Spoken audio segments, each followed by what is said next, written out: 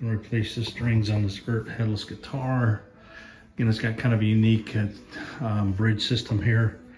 So yeah, we'll need to loosen up down here and then pull the strings off here. See the ball ends go right there.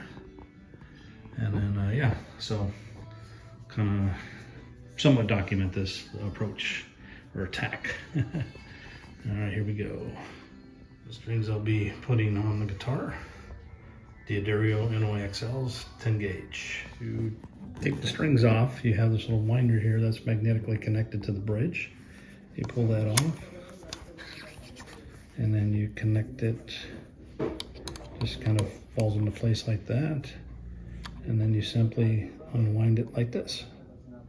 And that's how you loosen and unwind the strings as well as tune it. So we'll do that. So I've gone and pulled it on out. I'll use this actually as a guide for the length of the string for the new one, so I know how far to cut it back. So yeah.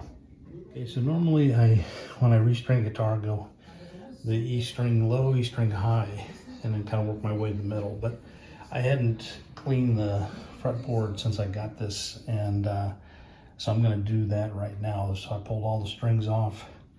You can see that, and you can see maybe some of the, a little bit of the dirts there. Yeah, and then I'll pick up when I start restringing.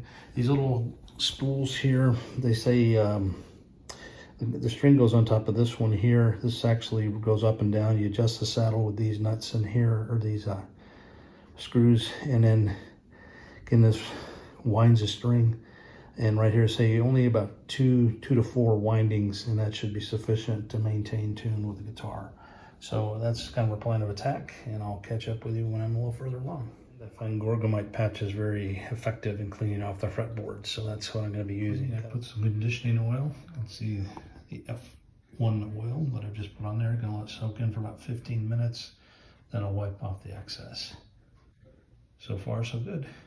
And polished off the chrome topping on the pickups. And to make sure I get the right length of the string, I'm measuring the one I just pulled off with the new string, and I'll be cutting it to length. So that's what I'm doing now. Fretboard's a little better, but not completely happy with it. It's better than it was, but you can still see there's some dirt or whatever on that that didn't really come off, but it's conditioned well.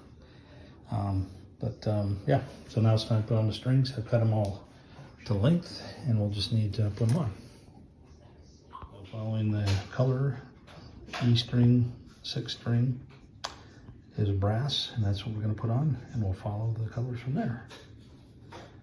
Again, the ball end goes in here, kind of already set a little bit, pull it back, and then there's a hole in this brass spool that the non-ball end goes into, and then after you put that in, you go ahead and wind it with a little winder. You can see that's on there, and as you can probably see, hopefully the spool is winding and bringing tension on the string. So you do that for every one, and when I'm done, I will get back to you.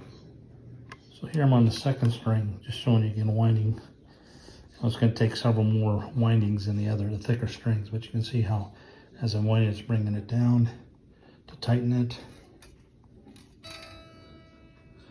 So I need to tighten it quite a bit more. Not quite yet.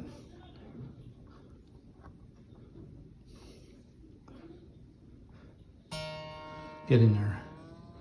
So you get the idea. So all restrung, with this funky bridge system, but it works pretty well with the winder system. There's again a little winder right there. Again, that magnetically connects to the bridge right here.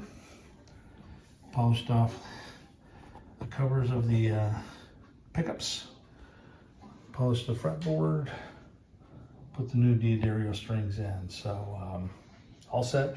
I did tune it up initially, so now I need to kind of work in the strings, but just wanted to give you the look at the final version here. Yay! Yeah.